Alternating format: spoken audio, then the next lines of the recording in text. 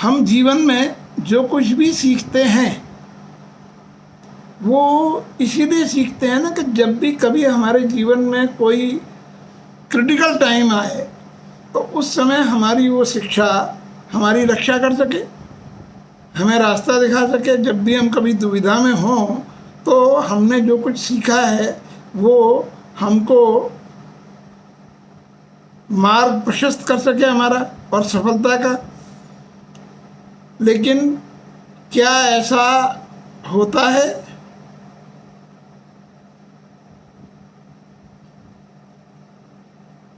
ऐसा हो पाता है? कोई एक बताए मुझे, ऐसा हो पाता है इन जनरल? जबकि ये इनवेरिएबली होना चाहिए।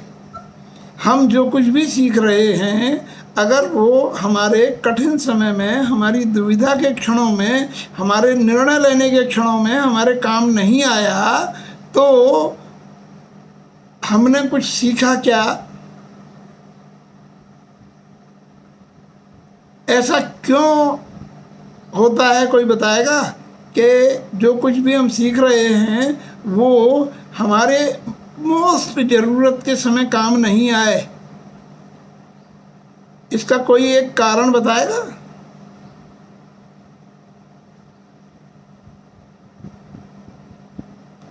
कुछ बोलो, कुछ भी बताओ कि ये कारण हो सकता है, संभावित कारण बताओ। वो प्रैक्टिकली हम इम्प्लीमेंट रेगुलर बेसिस पे नहीं करते हैं, तो जब क्रिटिकल टाइम आता है ना तभी वो यूज नहीं हो पाता। इसमें बेसिक चीज़ ये है कि क्या हम वो सब चीज़ें सीख रहे हैं, और सीख रहे हैं तो कौन सी विधि से सीख रहे हैं? वो विधि कौन सी है हमारी? क्या हमारे यहाँ जो हमारे पौराणिक संदर्भ हैं उनमें कोई ऐसा प्रसंग है कि जिसमें सीखा हुआ काम ना आया हो? याद करो कोई ऐसा प्रसंग जिसमें सीखा हुआ जरूरत के समय काम नहीं आया। सर कर्ण है? वेरी गुड, कर्ण वेरी गुड। ज्योतिरा ने बताया? हाँ सर। बिल्कुल, बहुत अच्छा बताया तुमने, और बिल्कुल सही है ये कि कर्ण का प्रसंग हमारे पौराणिक संदर्भ में इस प्रकार का है जिसकी वजह से, जिसमें ये था कि उसने बहुत श्रेष्ठतम विद्या सीखी थी और श्रेष्ठतम गुरु से सीखी थी। किससे सीखी थी ज्योतिरा विद्या? तुम में से कोई बताएगा? कर्ण ने जो धनुर्विद्या सीखी थी वो किससे सीखी थी? द्रोणाचार्य ने तो मना कर दिया था। परशुराम से सीखी थी सर। परशुराम से सीखी थी। और जब परशुराम से सीखी थी उन्होंने विद्या, तो भूल क्यों गए वो?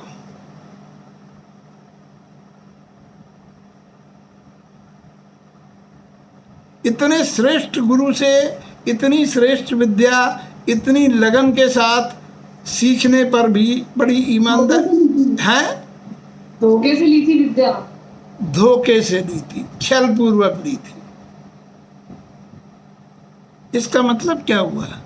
इसका मतलब ये हुआ कि जो कुछ भी हम सीख रहे हैं वो अगर हम निश्चल भाव से, सच्चे मन से अगर सीखेंगे तभी वो हमारी ज़रूरत के समय काम आएगी, वरना नहीं आएगी। और विशेष रूप से एक लर्निंग है एकेडमिक की। तो जिगीशा ने एलएलबी किया, अब एलएलएम कर रही है, जितनी भी धाराएं सारी चीज़ें हैं वो याद कर लेगी, याद हो जाएंगी और उसके बाद काम आएगी। अपना ऑफिस बनाएगी, जहाँ रेफरेंस की ज़रूरत पड़ेगी बुक देख लेगी, बुक देखने के बाद अपना मुकदमा लड़ेगी और जीत जाएगी, उसमें तो कोई दिक्कत नहीं है। लेकिन जिंदगी जो जी जाती है, जिंदगी, आज का मैसेज याद है किसी को अंग्रेजी का मैसेज?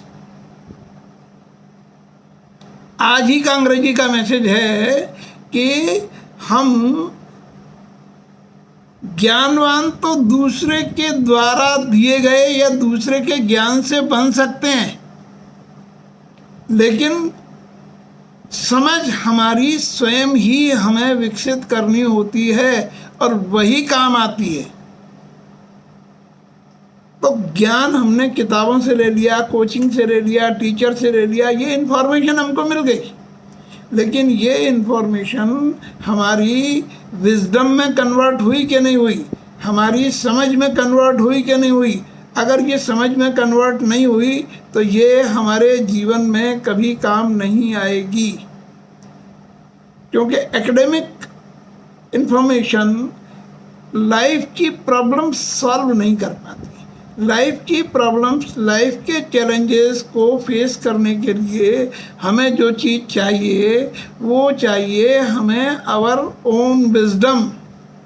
तो ये जो एकेडमिक लर्निंग है ये लर्निंग है ही इसलिए कि ये हमारी जो ओन विजडम है उसको बाहर ला सके। ये जो हमारी खुद की समझ है, इस खुद की समझ को जो हमारे ही द्वारा डॉर्मेंट कर दी गई है, हम ये समझ लेके पैदा होते हैं। तुमने देखा होगा प्राय कि बहुत छोटे जो बच्चे होते हैं, हर माँ बाप अपने बच्चे के लिए एक वाक्य जरूर बोलता है, उसमें काफ़ी कुछ उसका मान लिया प्रेम होता है, लेकिन बहुत बड़ी सच्चाई भी है। वो बोलता है कि जरा सा लड़का है लेकिन समझदार बहुत है। ऐसा प्राय बोलते हैं ना कि छोटा सा लड़का है, बिल्कुल अभी 6 महीने का है या अभी साल भर का है और बिल्कुल अबोध है। और अब तो इस बात के बच्चे प्रमाण भी देने लगे हैं कि इतने छोटे होते हुए भी वो अपने मोबाइल को, टैबलेट को ऑपरेट कर लेते हैं। मैंने तो यहाँ तक देखा कि हमने अपना मोबाइल लॉक कर दिया और वनु पीछे आके खड़ा हो गया और उसने हमारा मोबाइल ओपन कर लिया। बताओ, हम सोच नहीं पा रहे ये जरा सा लड़का, तो ये चीज़ कहाँ से आई। इसका मतलब ये है कि हम बुद्धिमत्ता के साथ ही जन्म लेते हैं, लेकिन इस बुद्धिमत्ता को जैसे जैसे हम एकेडमिकली लर्न करते जाते हैं और क्लास दर क्लास आगे बढ़ते जाते हैं, वैसे वैसे ही उसी प्रोपोर्शन में ये बुद्धिमत्ता और ज़्यादा प्रवोक, और ज़्यादा प्रखर, और ज़्यादा शार्प होनी चाहिए। होता उल्टा है, मतलब ये दोनों चीज़ें इन्वर्सली प्रोपोर्शनेट हो जाती हैं। और एक स्थिति ऐसी आती है कि डिग्री तो हम हाईएस्ट एक्वायर कर लेते हैं, लेकिन विजडम टोटली डॉर्मेंट हो जाती है। और ऐसे उदाहरण हम जीवन में बहुत बार देखते हैं। हम अपने आसपास देखते हैं, ऐसे लोगों को देखते हैं कि बताओ इतने क्वालिफाइड, इतना सब कुछ, और ये जरा सी चीज़ में हिल गए बिल्कुल, या असफल हो गए, या उसको सॉल्व नहीं कर पाए, या उसमें टूट गए, बिखर गए, यहाँ तक कि उसमें अपने जीवन का अंत तक कर लिया। तो फिर क्या ये बात मानी जाएगी कि वो शिक्षित हैं, उन्होंने बहुत शिक्षा एक्वायर की? नहीं की। और इसी को सप्लीमेंट करने के लिए तो अपन इस सेंटर पर काम कर रहे हैं।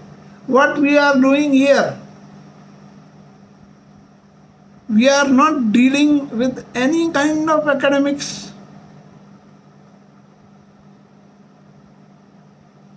अब हम अगर यहीं देखें तो मानसी बायोटेक्नोलॉजी की है, प्रद्युम्न इंजीनियर है, आदर्श सॉफ्टवेयर इंजीनियर है, जिगीशा LLM कर रही है, सृष्टि HR की मैनेजर है, निहारिका कम्युनिकेशन में है, शिवी इंजीनियरिंग कर रही है, ये सब, और गरिमा जो है वो टीचिंग में है, वैसे जूलॉजी में MSc है। ये सब डिफरेंट स्ट्रीम ऑफ एजुकेशन से हैं, डिफरेंट स्ट्रीम ऑफ एकेडमिक्स से हैं, लेकिन ये सारे डिफरेंट स्ट्रीम ऑफ एकेडमिक्स के होने के बाद एक प्लेटफॉर्म पर अगर जुड़े हुए हैं तो उस एक प्लेटफॉर्म पर कोई ऐसी चीज़ तो होगी जो कि हम सीखने की कोशिश कर रहे हैं कि हाँ वो हमारे लिए ठीक है।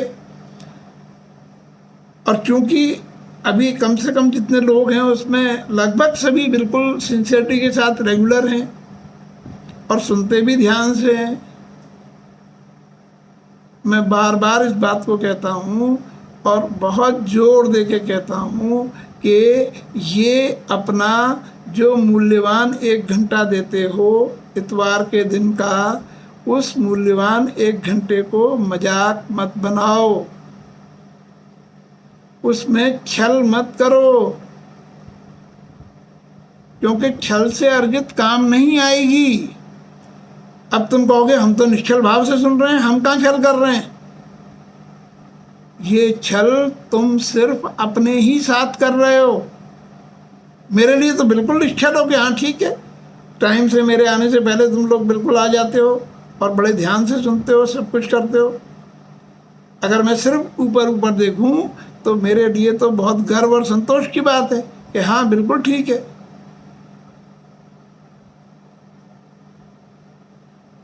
लेकिन ये अगर हमारी लाइफ में काम नहीं आ पा रहा तो हमें इस पर बहुत गंभीरता से विचार करना चाहिए।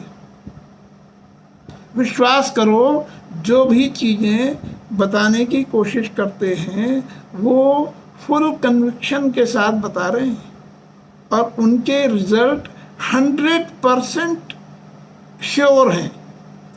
और सबसे बड़ी बात यह है कि वो अगर अपने सेंटर से जिस फॉर्म में देने की कोशिश की जा रही है, that is the most easiest वे। उसमें न तो टाइम कंज्यूमिंग है, न कोई बहुत ज़्यादा उसमें समय, श्रम, पैसा कुछ भी खर्च करने की ज़रूरत है। केवल एक ही चीज़ चाहिए और वो चीज़ उसमें से जो सिंसियरिटी चाहिए वो तुम्हारे पास है, क्योंकि वो दिखती है कि हाँ ठीक है, सिंसियरिटी के साथ आते हो, सेशन अटेंड करते हो और कभी कभी उसको लिखते भी हो, एक्सप्रेस भी करते हो, तो समझ में आता है कि हाँ ये बात बिल्कुल ठीक है। लेकिन उसके बाद की चीज़ें नज़र नहीं आती और पर्पस उसके बाद से ही है कि लाइफ में वो कॉन्फिडेंस आ रहा है कि नहीं आ रहा।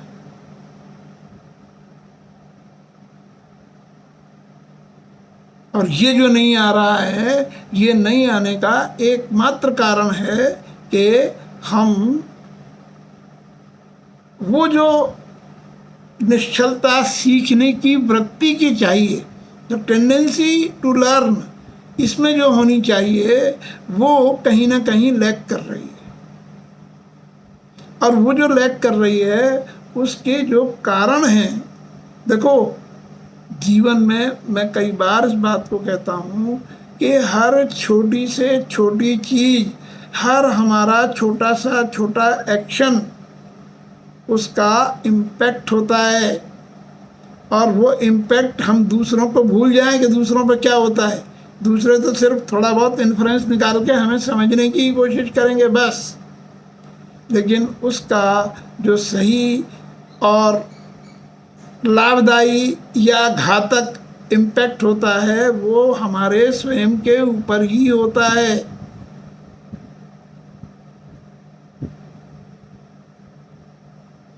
और मुझे इस बात की बहुत चिंता भी रहती है और तकलीफ भी होती है कि जो बच्चे हमारे सेंटर के स्टूडेंट हैं वो लाइफ में किसी भी चैलेंज को फेस करने में डगमगा जाएं, किसी भी स्ट्रेस की पोजीशन में हार जाएं,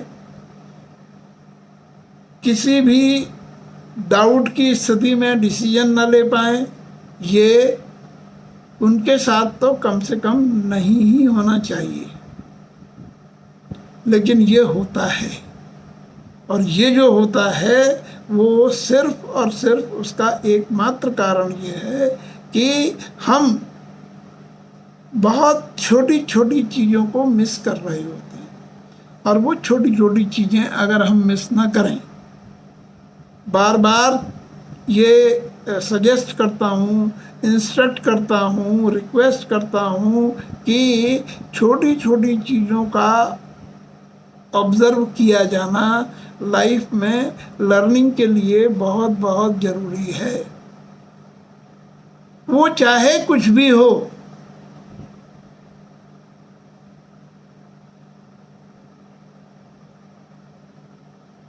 तुम लोग सब ये देखते हो कि मैं every day good morning message भेजता हूँ।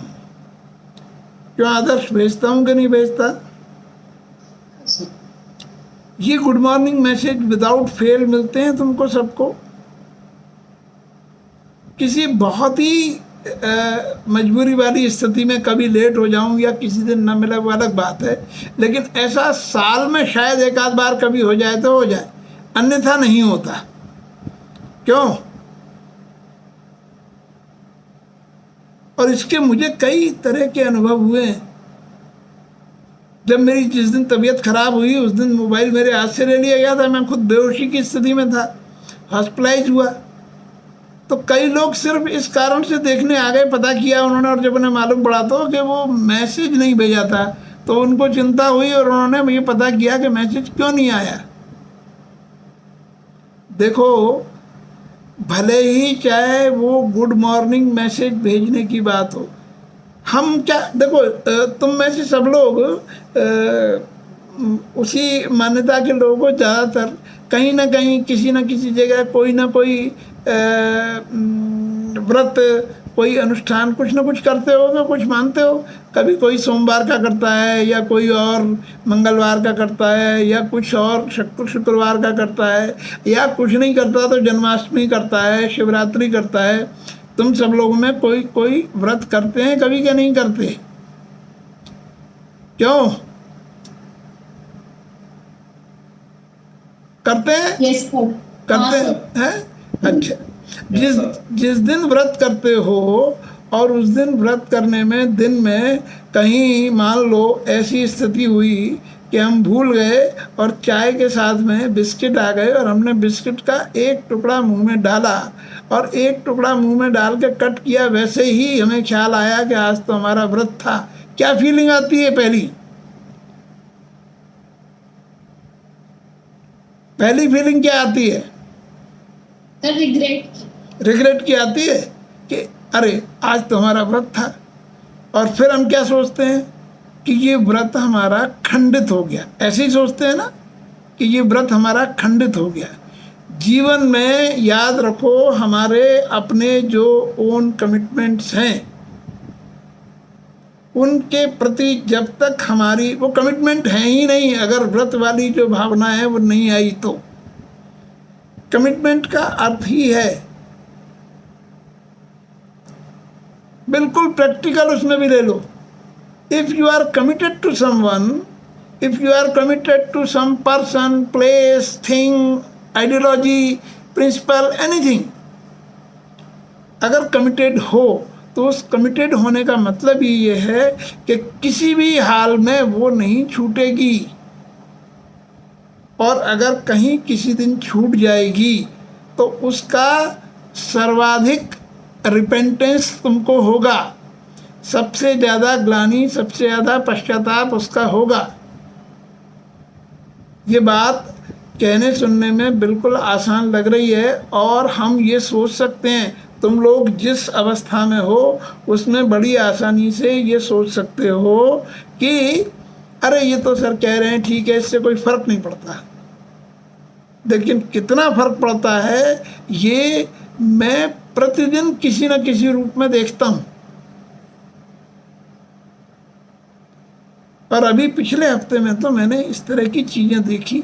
और फिर क्या होता है, उसके बाद अफसोस इस बात का होता है कि एक बार जब हम इसमें पक्के हो जाते हैं ना कि अरे इनसे क्या फ़र्क पड़ता है, तो वाकई फिर हम उनको कोरिलेट भी नहीं कर पाते।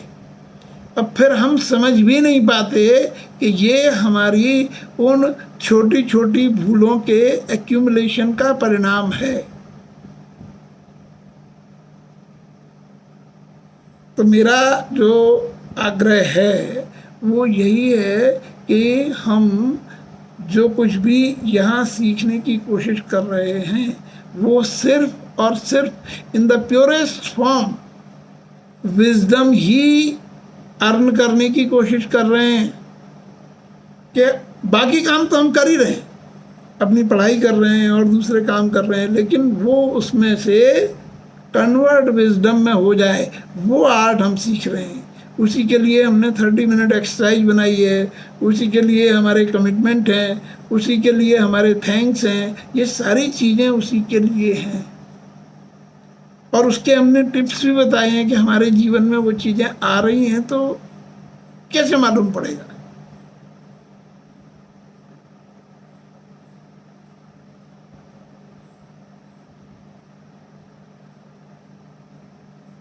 कोई बताएगा एक सबसे बड़ी बुराई एक कौन सी है हमारे मनुष्य के जीवन में? अगर वो ये सोचे एक बुराई का नाम, एक बुराई है खराब, एक दुर्गुण है, वो कौन सा है?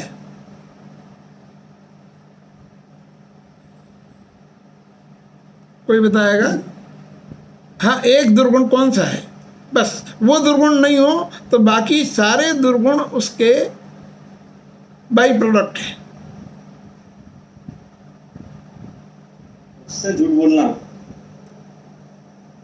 खुद से झूठ बोलना। चलो और कोई बताएगा?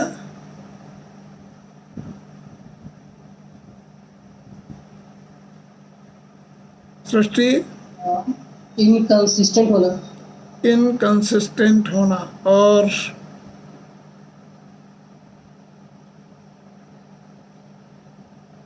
जिज्ञासा? कोई एक ऐसा दुर्गुण जो न हो है? Lack of sincerity. किसने बोला ये? मैंने Niharika. Lack of sincerity. Okay. और egoistic होना. Very good Jyotira. केवल एक ही दुर्गुण है और वो दुर्गुण है ईगो। सबसे बड़ा दुर्गुण है, बाकी सब इसके बाई प्रोडक्ट हैं। ईगो हमारी लर्निंग के दरवाजे पर रखी हुई ऐसी चट्टान है जो हम स्वयं ही रख देते हैं। किसी भी प्रकार की लर्निंग घुसती ही नहीं है अंदर। और ये ऐसी चीज है जो कि बिना दूसरे के बताए समझ ही नहीं आती। कोई आदमी पकड़ पाता है इसको कि मेरे अंदर बहुत ईगो है? कोई ऐसे कहता है क्या? क्यों? आदमी ये समझ लेता है कि मैं बहुत कंजूस हूँ, आदमी ये समझ लेता है कि मैं बहुत क्रोधी हूँ, मुझे जल्दी गुस्सा आ जाता है, आदमी ये समझ लेता है कि मेरे को नॉलेज की कमी है, आदमी ये समझ लेता है कि मेरे अंदर ईर्ष्या की भावना है, तुरंत आ जाती है। ये सारी चीज़ें व्यक्ति समझ भी लेता है और स्वीकार भी कर लेता है, लेकिन क्या ईगो को समझ पाता है?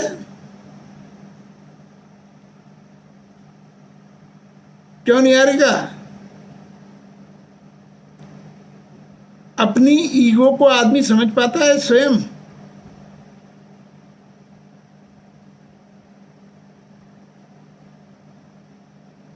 No sir. तो किसी के पास कोई ऐसा मेथड ही नहीं है, कोई ऐसा मेथड नहीं है जिसमें आदमी अपनी ईगो को पहचान सके अभी। और अच्छा, इस बात में किसी को डाउट है कि ईगो से बड़ा शत्रु हमारा कुछ भी नहीं है। सबसे बड़ा शत्रु अहंकार है, सबसे बड़ा। बाकी जितने दुर्गुण हैं वो सब इसके परिणाम हैं। और केवल इसको अगर हम डिजॉल्व कर दें या डिजॉल्व कर सकें, या ईगो हमारा शून्य हो जाए, शून्य ना हो जाए तो एक निश्चित अनुपात में कम हो जाए, तो हम बहुत आसानी से वो लर्निंग गेन कर सकते हैं जो हमारी सारी इंफॉर्मेशंस को विजडम में ऑटोमेटिकली कन्वर्ट करती रहे। ये ईगो हटने से हमारा वो कन्वर्टर चालू हो जाता है, जो कन्वर्टर इंफॉर्मेशन को विजडम में कन्वर्ट करता है।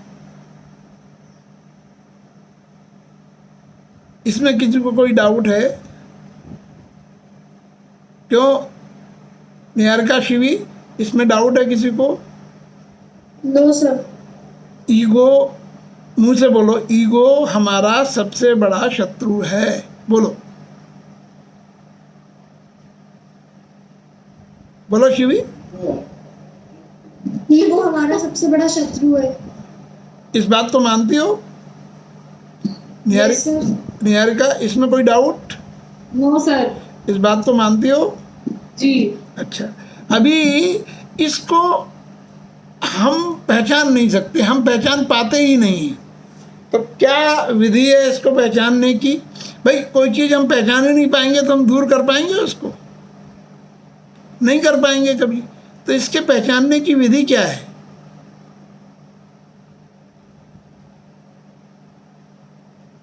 देखो, हम कोई परीक्षा नहीं ले रहे, हम सिंपल सी चीज़ पूछ रहे हैं, हम कुछ सिखाना चाहते हैं कि उसको आसानी से समझ सको। तो सृष्टि, तुम बताओ कि हमारे पास कोई मैकेनिज्म ऐसा नहीं है जिससे हम अपने ईगो को पहचान पाए। वो नज़र ही नहीं आता हमको। तो इसके लिए क्या तरीका हो सकता है कि हम अपने ईगो को पहचान सकें?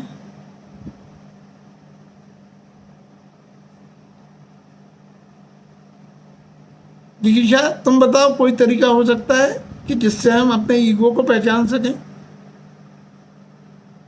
क्योंकि हमारे जीवन में जितनी भी भूल होती हैं हमसे, जिनके लिए हमें सॉरी कहना पड़ता है, उनके मूल में अगर हम कहीं भी देखेंगे तो नज़र आएगा कि ये ईगो के कारण हुआ, जिसके कारण हमको कई जगह बहुत शर्मिंदा होना पड़ता है, बहुत नुकसान उठाना पड़ता है, बहुत सॉरी कहना पड़ता है, व्हाट नॉट। और कई बार तो इररिपेयरेबल मिस्टेक हो जाती है। तो सोचो कि अगर हम अपने ईगो को आइडेंटिफाई कर सकें और उसको मिनिमाइज कर सकें, तो इससे बड़ी कोई ताकत हम गेन कर सकते हैं क्या? हम यही तो चाहते हैं कि लोग हमारी बात सुने, माने, सब कुछ करें। तो वो हम कैसे गेन कर सकते हैं? हम, अच्छा देखो, ये बताओ कि हम अपनी ईगो को कभी नहीं पहचान पाते। दूसरे की पहचान लेते हैं कि नहीं लेते? क्यों? दूसरे की पहचान लेते हैं कि नहीं, ये बताओ। है? अच्छा, तुरंत पहचान लेते हैं दूसरे की। ये बताओ कि किसी भी चीज़ की पहचान, किसी भी चीज़ की, तुम ऐसी चीज़ की पहचान कर सकते हो जिसे तुम जानते नहीं हो। क्यों जिगीशा, क्या तुम किसी ऐसी चीज़ को पहचान सकती हो जिसे पहले से तुम जानती ना हो? नहीं। तो अगर तुमने दूसरे की ईगो पहचान ली तो क्या क्या इसका संकेत है कि वो ऑलरेडी तुम्हारे पास है, उसको तुम जानती हो, है ना? लेकिन अपने नहीं पहचान पाते। अपनी न तो पहचान पाते, मानने का तो सवाल ही नहीं पैदा होता जब पहचान ही नहीं पाते। तो अपनी पहचानने के लिए सरलतम विधि क्या है निहारिका? समर्पण है? समर्पण अगर है तो ईगो नहीं है, और ईगो है तो समर्पण नहीं है। हाँ, नहीं, ये तो बिल्कुल ठीक है कि अगर समर्पण है तो ईगो नहीं है। ये बात तो बिल्कुल सही है। समर्पण का परिणाम है ईगो का न होना। लेकिन मैं ये पूछ रहा हूँ कि हम अपनी ईगो को पहचानेंगे कैसे? गरिमा ने एक संकेत दे दिया है और बहुत अच्छा संकेत है। अब बताओ निहारिका, बताओ जरा, तुम कैसे पहचानेंगे? पता नहीं सर। वाह। सर जब अपन हर बात पे मतलब रीजनिंग करने लग जाए, जैसे अभी अपन मतलब कोई भी जो ओपन टू लर्न जब अपन नहीं होती है, बंद हो जाती है अपनी लर्निंग ओपन। मैं यही तो पूछ रहा हूँ कि हमारे अंदर ईगो है, ये यहाँ तक तो हमने मान लिया कि ईगो है, लेकिन उस ईगो के कारण जो ब्लॉकेज हमारे हो रहे हैं हम उसको पहचान नहीं पाते। उसको पहचानने की ईजीएस्ट विधि क्या है, सरलतम विधि क्या है? सर हमारी गलतियां हमारे बुरे ही बता सकते हैं। है? हमारी गलतियों को हमारे बुरे ही बता सकते हैं। अच्छा, देखो ये ज्योतिरा जो है वो सबसे छोटी लड़की है, लेकिन इसने सब आंसर करेक्ट दिए। कंपल्सरीली हमको अपने जीवन में किसी एक व्यक्ति को ये अधिकार देना पड़ेगा कि वो हमें इस बात का संकेत कर सके, टोक सके, कह सके। और ये अधिकार हम नॉर्मली नहीं देते। जब तक हम अपने जीवन में कोई ऐसा व्यक्ति नहीं रखते जिसको हमने ये अधिकार दिया हुआ है कि वो हमें हमारे ईगो के प्रति सचेत कर सके, तब तक हम अपने लर्निंग के सारे द्वार खुद ही बंद किए रहते हैं।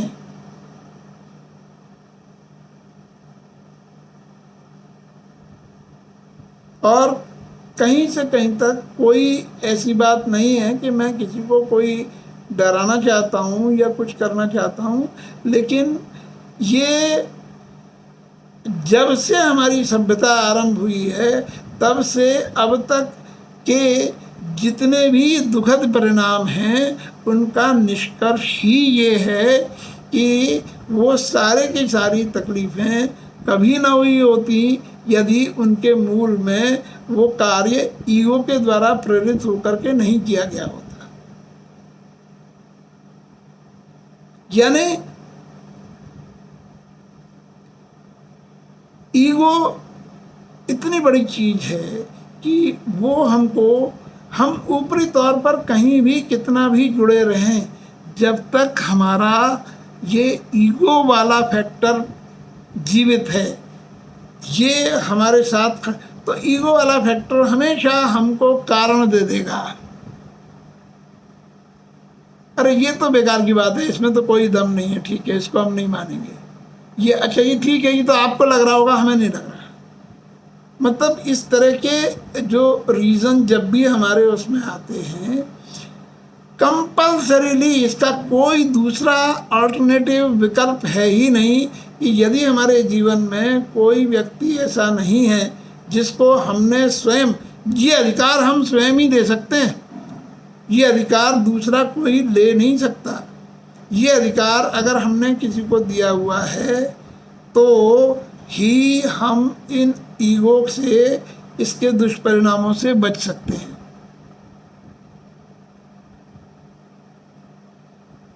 इसीलिए वो जो कबीरदास जी ने दोहा कहा है ना, निंदक नियरे राखिए, तो वो निंदक नियरे राखिए क्या है? वो निंदक यही तो बताएगा कि यार ये तुम्हारा जो है काम ये ईगो वाला है, इसको हटा दो। और सारा विवाद इसी जगह हो जाता है कि अगर हम किसी को कुछ भी कह दें वो उतना विवाद नहीं करेगा, मान लेगा कि हाँ ठीक है, हो सकता है, हो सकता है। लेकिन अगर किसी को कहें कि ये तुम्हारा ईगो है, तो इसको नहीं मानता, कभी भी, कभी नहीं मानता। ईगो और मुझ में सवाल ही नहीं पैदा होता।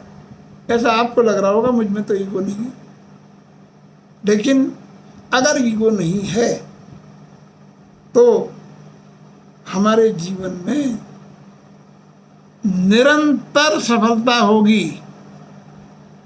हमारे जीवन में किसी भी प्रकार का स्ट्रेस नहीं होगा, हमारे जीवन में किसी भी प्रकार की शिकायत नहीं होगी।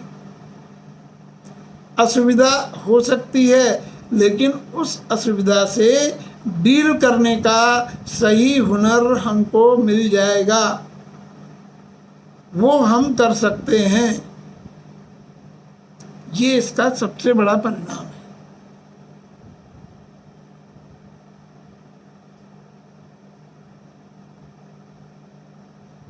अच्छा एक बात बताओ कि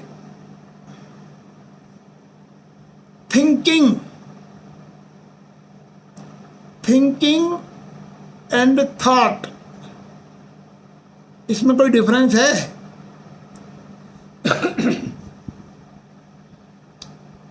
Is there any difference between thinking and thought?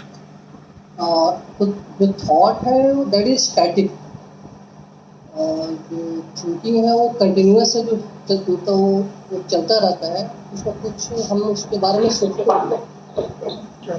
ठीक, और कोई बताएगा? थिंकिंग प्रोसेस है, थॉट रिजल्ट है thinking process, thought result. Thinking process, thought result. हाँ चलो, अच्छी बात है। और बताओ?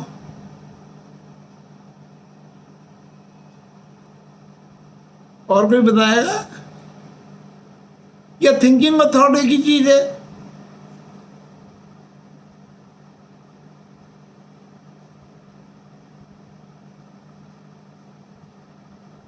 ये जो हम न बोल पाने की स्थिति में होते हैं, ध्यान रखो, ये हम यहाँ पर इन जो क्या कहना चाहिए, क्या बोलते हैं, ब्रेन स्टॉर्मिंग है ना, दिमाग को जरा तकलीफ देने वाली चीज़ों को ही सीखने के लिए बैठे हुए हैं। और वो जब, और उनके पीछे के रहस्य इतने सीधे साधे हैं कि एक बार वो समझ में आ जाएं तो उससे परिवर्तन बड़े रिवॉल्यूशनरी होते हैं, बहुत क्रांतिकारी परिवर्तन होते हैं। अगर हम समझ लें कि थिंकिंग क्या है और थॉट क्या है। गरिमा ने बहुत अच्छा बताया कि thinking is a process and thought is a result.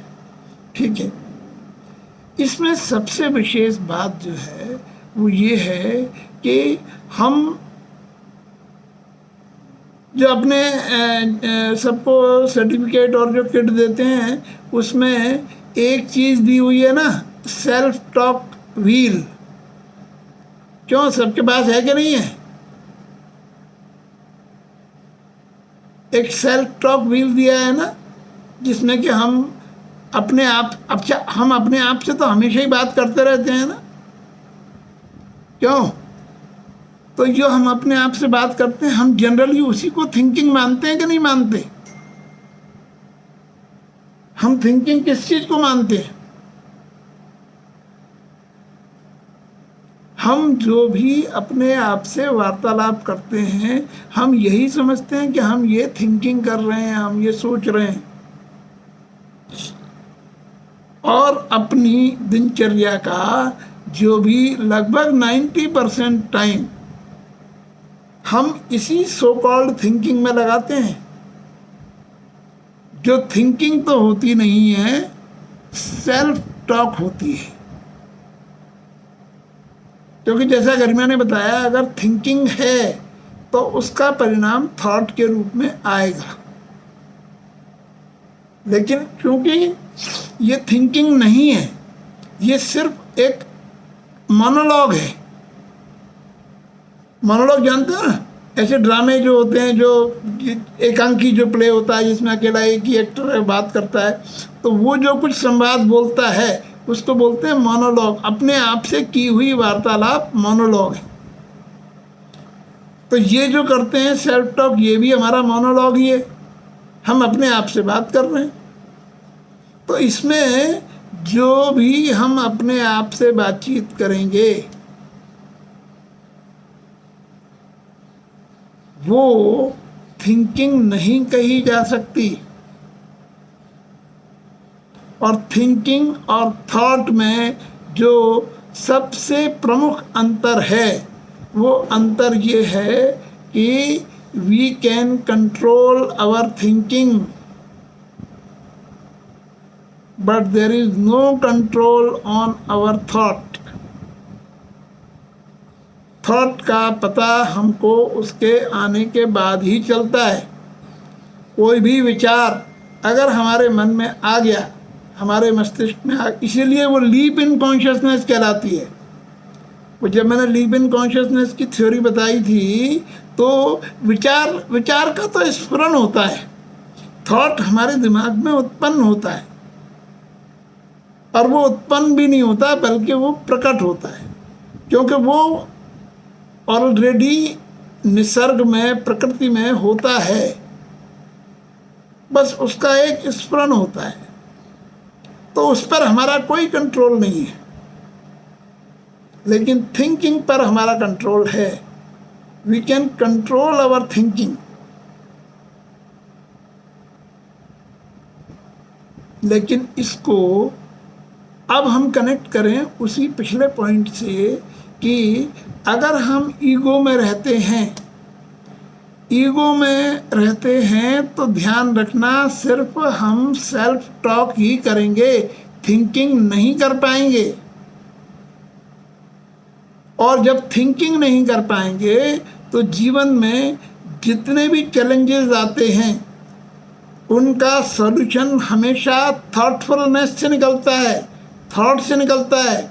और जब हम थिंकिंग ही नहीं कर पाएंगे, उस प्रोसेस में ही नहीं होंगे, तो विचार कहाँ से आएगा? आएगा ही नहीं। ये रिलेशन है ईगो, थिंकिंग, थॉट। अगर ईगो में है तो थिंकिंग नहीं होगी, फिर सेल्फ टॉक होगी।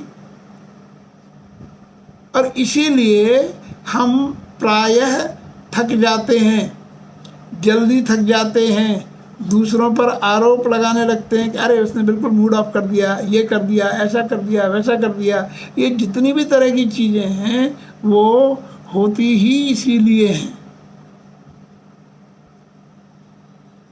कभी कभी ठीक है, हम ह्यूमन बीइंग हैं, कभी कभी हो सकता है, लेकिन अधिकांश ये हो, ये गलत है। और वो केवल तभी होगा जब हम सिर्फ और सिर्फ अपने आप से, जब हम अपने आप से बात करते हैं तो वो हम अपनी मनस्थिति, रुचि इसके अनुसार करते हैं। और वो एक ताना बाना होता है, जैसे मकड़ी का जाल होता है, उस तरीके का वो ताना बाना होता है जिसमें प्रायः हम उलझ ही जाते हैं।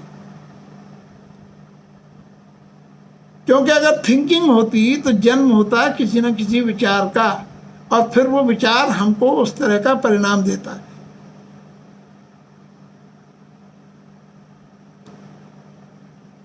और थिंकिंग को हम गवर्न कर सकते हैं। इसीलिए अपने 7 कमिटमेंट में से एक क्या कमिटमेंट है? क्यों? थिंकिंग पर है। Think, speak and act in harmony. अभी थिंक जब होगा ही नहीं तो पॉजिटिव नेगेटिव का तो सवाल ही नहीं है। जिसको हम थिंकिंग समझ रहे हैं वो थिंकिंग ना हो करके सेल्फ टॉक है।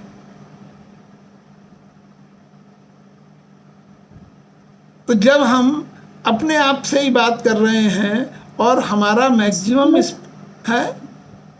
सर आप सेल्फ टॉक तो पहले बोलते हैं, तो सेल्फ टॉक और थिंकिंग में क्या डिफरेंस है? हाँ, वही बता रहा हूँ ना, सेल्फ टॉक और थिंकिंग में डिफरेंस ये है कि रिजल्ट बताएगा उसका। अगर हमारी थिंकिंग है तो रिजल्ट आएगा थॉट, कोई ना कोई विचार उपलब्ध होगा हमें। इनके जो धरातल है उसका फर्क है।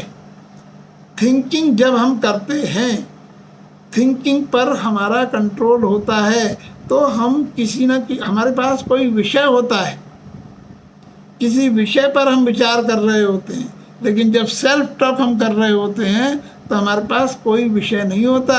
सेल्फ टॉक अधिकांश अनर्गल होती है, यूजलेस होती है, थकाने वाली होती है।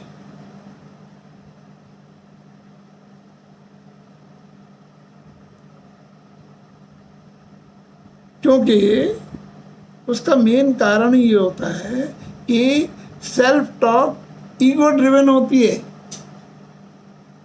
और जिसके ड्राइवर का ही हमको पता नहीं है, हम ऐसी गाड़ी में बैठे हैं जिसका ड्राइवर हम जानते ही नहीं है कि है कहाँ, है ही नहीं, तो वो कभी अपने डेस्टिनेशन पर पहुंचेगी? हालांकि अब तो विज्ञान ने इतनी तरक्की कर ली है कि ड्राइवर लेस गाड़ियां आ गई हैं, तो ठीक है।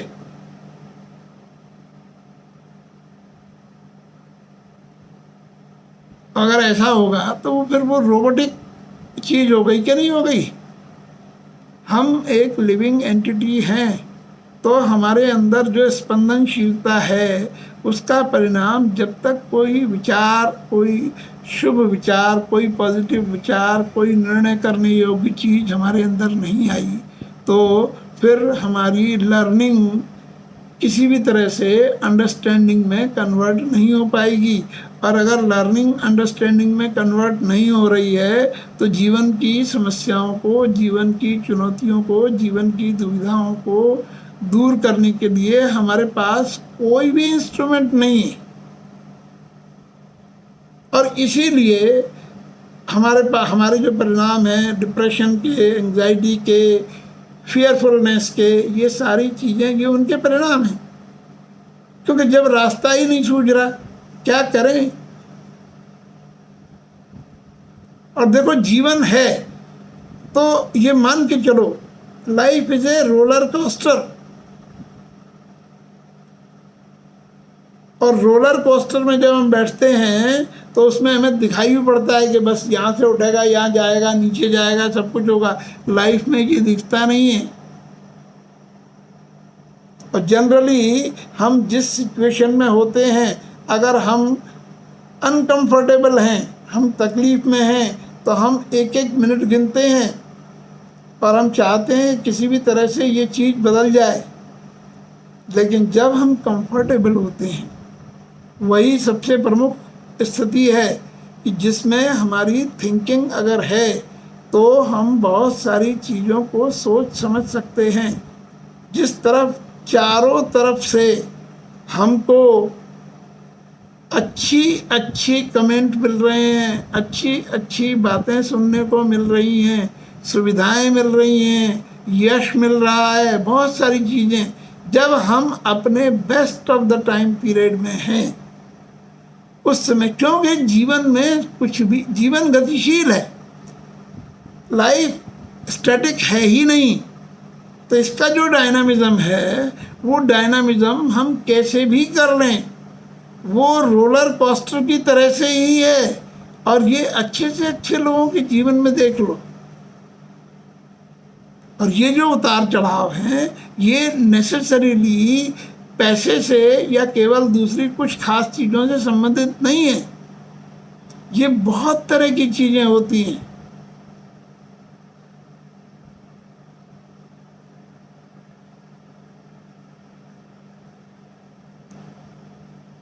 एक व्यक्ति के जीवन में मैंने देखा, बिल्कुल सच्ची घटना बता रहा हूँ, कि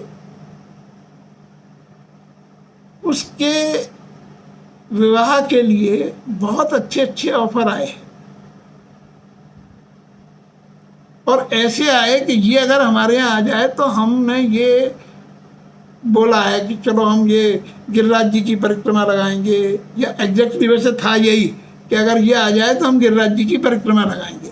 यानी मन्नत मान करके लेने वाली बात, और प्रकट रूप से वो सारी चीज़ें उसमें वो नज़र आ रही थी जो कि हम जिसकी तलाश करते हैं, जिसकी उम्मीद करते हैं या अपने जीवन में चाहते हैं। लेकिन उसके बाद जब शादी हुई वो कहीं और हुई, और लगभग 22-25 वर्ष, ये तो ठीक है कि कुछ चीज़ें पॉजिटिव थी उसके साथ, तो वो 22-25 वर्ष भी निकल गए, लेकिन वो जितनी तकलीफ में निकले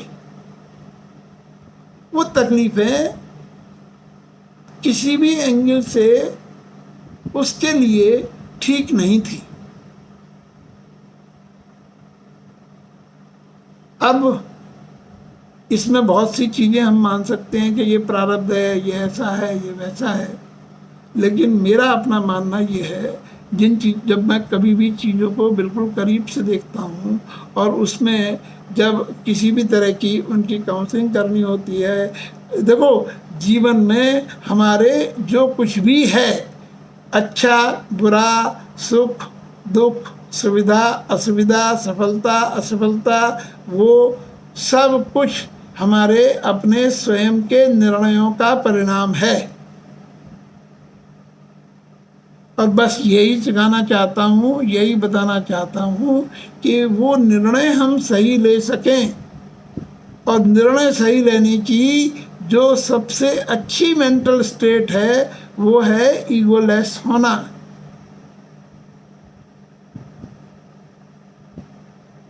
देखो विचारों की जो लीप इन कॉन्शियसनेस, ये आएगी एम्प्टी स्पेस में। जिस जगह सामान भरा हुआ है उस जगह हम छलांग नहीं लगा सकते। तो उसके लिए हमको जो एम्प्टीनेस चाहिए, जो खालीपन चाहिए, वो विचार के लिए खालीपन कहाँ चाहिए? हमारे अंदर चाहिए। हमारा जो इनर स्पेस है, हम चाहे उसको माइंड मान लें, ब्रेन मान लें, हार्ट मान लें, कुछ ही मान लें, लेकिन हमारे अपने अंदर का जो इनर स्पेस है, उस इनर स्पेस में जब तक खालीपन नहीं होगा, उसमें एक शून्य नहीं होगा, उस शून्य में ही विचार की छलांग आती है। तो अगर हमें कोई निर्णय करना है तो वो उस लीप अगर हम ले सके तो ही वो निर्णय हमारा सही आएगा। और उसमें पूरा स्पेस अगर हमारे ईगो से भरा हुआ है, ये बिल्कुल बड़ी सूक्ष्म बात है, क्योंकि ईगो दिखाई नहीं पड़ता। तो हमको स्वयं को यही महसूस होगा कि हमारा स्पेस खाली है और लीप हमको आएगी। इसलिए इस रहस्य को हम जरूर समझें और चाहे जिसको दें, लेकिन जीवन में किसी एक व्यक्ति को इन पर्सन ये अधिकार हमको देना ही पड़ेगा। और ये दिए बिना हम उस ईगो से मुक्त नहीं हो सकते।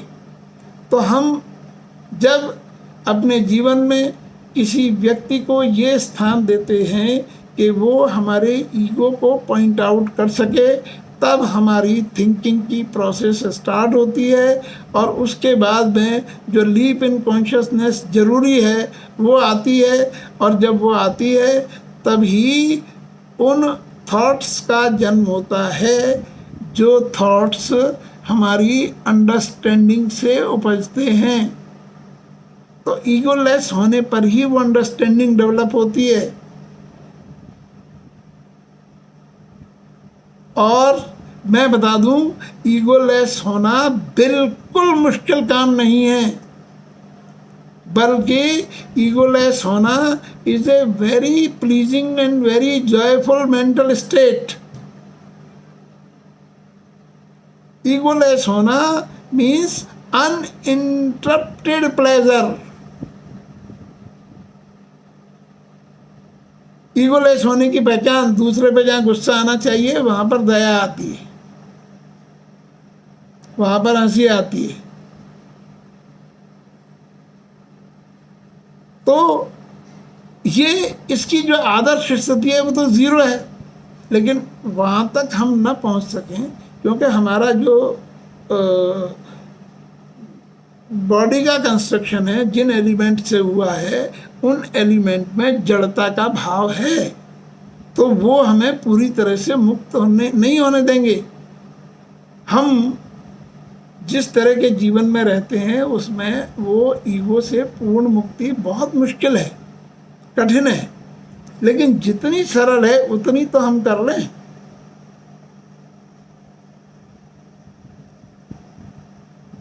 और जितनी ये मिनिमम होती जाएगी उतनी फिर जो शेष बचेगी वो हमारे कंस्ट्रक्टिव कामों में ही लगेगी। ईगो ऐसी चीज है कि जब ये डिसॉल्व होती है तो बाय डिफॉल्ट नेगेटिव डिसॉल्व होती है।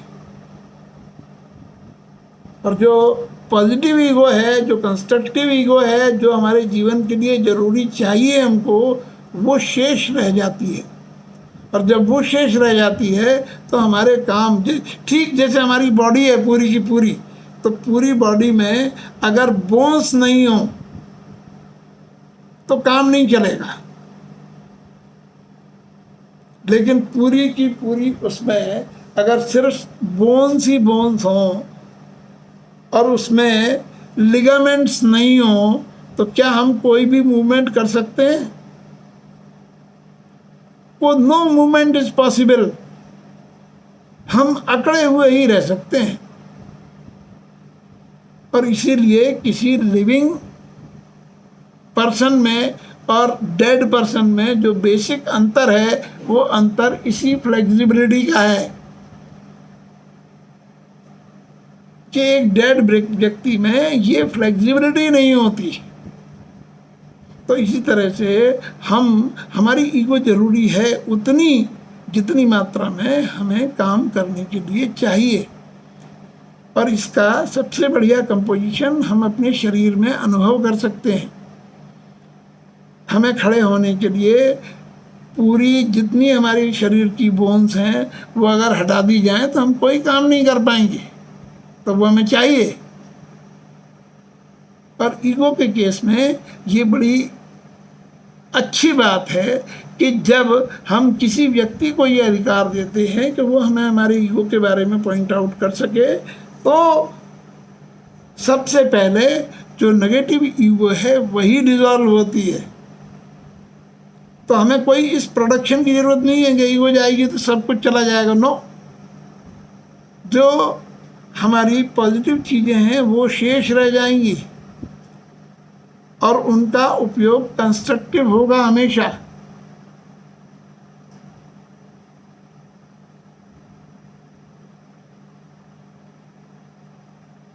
अभी तुम लोगों के मन में एक बात आती है कि सर आप इतनी सारी बातें कह रहे हो तो आपने अपना ईगो पूरी तरह डिसॉल्व कर लिया, क्यों?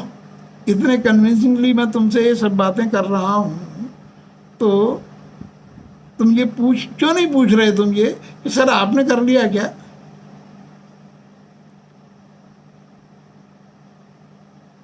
एक ने मुझसे पूछा, एक व्यक्ति ने, वो मेरे पास आया, बैंक एम्प्लॉय था और बैंक में क्लरिकल पोजीशन में था, बाई क्वालिफिकेशन इंजीनियर था, अच्छा लगा था, काफ़ी मेरे पास आता रहता था। मेरे बड़े एक प्रिय स्टूडेंट ने मिलवाया और उससे मेरी बात होती रहती थी। तो मैं अक्सर उसको ये कोशिश करता था कि प्रमोशन लेना चाहिए, जल्दी प्रमोशन। और उसने प्रमोशन तब भी नहीं लिया। ये बात कम से कम नहीं तो 7-8 साल पुरानी हो गई और आज भी वो उसी कैपेसिटी में काम कर रहा है। और तब उसने, जो व्यक्ति उसको मेरे पास लाया था, मुझसे डायरेक्ट नहीं पूछा लेकिन उससे पूछा कि सर इतना कहते हैं प्रमोशन लेना चाहिए, प्रमोशन लेना चाहिए, और सर ने तो प्रमोशन लिया नहीं, 30 साल तक प्रमोशन नहीं लिया। और 30 साल के बाद में फिर उन्होंने प्रमोशन लिया, फिर वो ऑफिसर बने, फिर वो मैनेजर बन के निकले, फिर उन्होंने अपने तो मतलब 30 साल, अगर वो 30 साल पहले लिए होते तो वो तो आज जनरल मैनेजर से रिटायर हुए होते। तो उन्होंने खुद इतनी चीज़ें जानते हुए खुद प्रमोशन नहीं लिया, तो हमसे क्यों कहते हैं? अपनी लाइफ तो एंजॉय कर ली, खूब जी ली, हमसे कह रहे हैं प्रमोशन लो, प्रमोशन लेंगे तो ट्रांसफ़र होगा, ये होगा। ये बात उसने कही। तो ये बात एक दूसरे संदर्भ में कही थी, पर मैं क्योंकि तुमसे कह रहा हूँ कि जीवन में एक व्यक्ति ऐसा होना चाहिए जो हमारी ईगो को पॉइंट आउट कर सके। तो जब तुमसे मैं ये कह रहा हूँ तो क्या ये विधि मैं स्वयं अपनाता हूँ कि नहीं? ये तो बात, ये प्रश्न सृष्टि आना चाहिए कि नहीं आना चाहिए? आना चाहिए ना। देखो, और हम बहुधा यही गलती कर देते हैं कि जिस व्यक्ति को हम ये अधिकार देते हैं कि वो हमारी ईगो को पॉइंट आउट कर सके, हम उसी में ये देखने लगते हैं कि ये कहते रहे हमसे, पर इनमें खुद में तो ये है। ये दृष्टि जब तक रहेगी तब तक हम अपनी उस ईगो से मुक्त नहीं हो पाएंगे, क्योंकि जो हमको बता रहा है वो हमने ही चुना है, और हमने चुनने के बाद उसको ये अधिकार दिया है कि तुम हमें बता सकते हो। तो फिर हमें उसमें ये नहीं देखना है कि उसमें ये चीज़ है कि नहीं है। और इसका एक बहुत अच्छा उदाहरण मैं तुम्हें बता देता हूँ, और वो तुम समझ लो, 1 मिनट में समझ में भी आ जाएगा। कि जैसे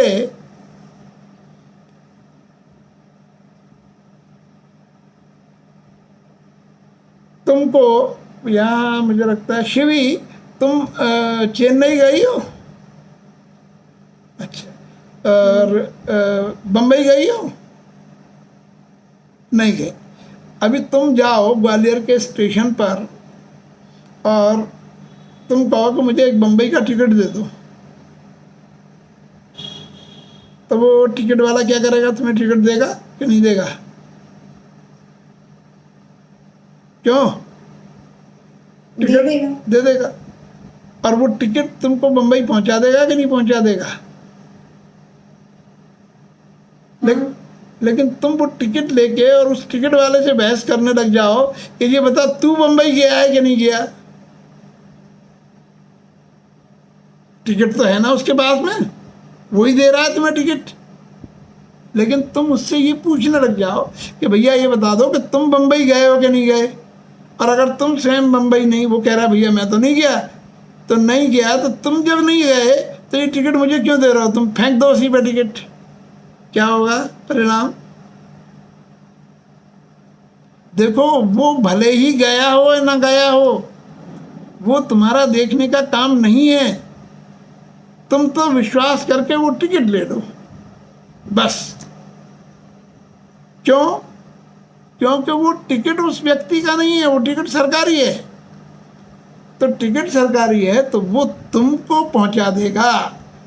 उसको तुमने टिकट ले लिया और विश्वास करके ट्रेन में बैठ गए तो तुम बम्बई पहुंच जाओगे। इसी तरीके से तुमको जिस व्यक्ति के माध्यम से अपने ईगो का संकेत मिल जाए, बस तुम्हारा काम यह है कि तुम अपने उसको करेक्ट कर, तुम उसमें बस। हमारा दिमाग, हमारा ईगो यही सबसे बड़ी शत्रुता हमारे साथ करता है कि वो हमारी दृष्टि को पलट देता है। वो बजाय हम अपनी तरफ देखने के, हम उसमें देखने लगते हैं कि अच्छा सर हमसे तो कह रहे हैं ऐसे, और खुद में बहुत ईगो है। देखो जरा सी बात में ये क्या पैरामीटर्स हैं आपके, हमें समझ में नहीं आते बिल्कुल। तो वो तुम्हारी समझ में आए जरूरी नहीं है।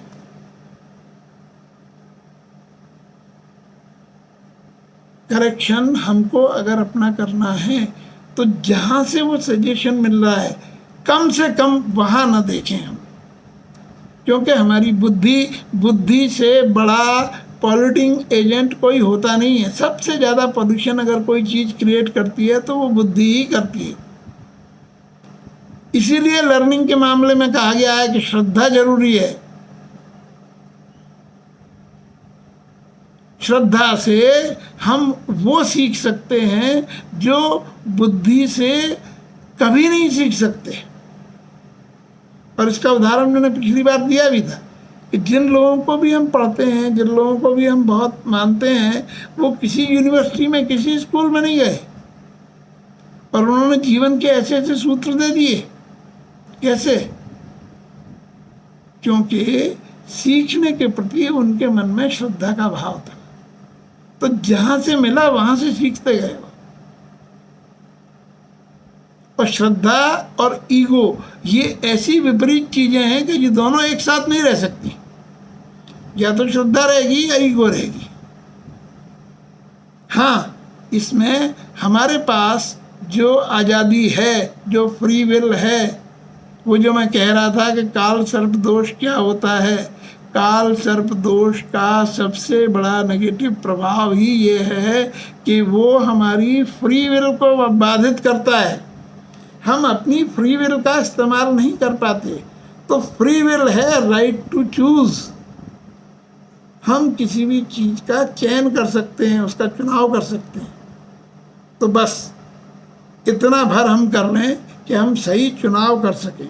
और ये जितनी भी विधियां अपन करते हैं, 30 मिनट एक्सरसाइज हो, कमिटमेंट को भावपूर्वक पढ़ना हो, थैंक्स गिविंग हो, ये सारी चीज़ें जो बार बार मैं कहता हूँ कि इनको हम बहुत बहुत समझ के साथ में, पूरी अंडरस्टैंडिंग के साथ में करें तो ही ये परिणाम देंगी।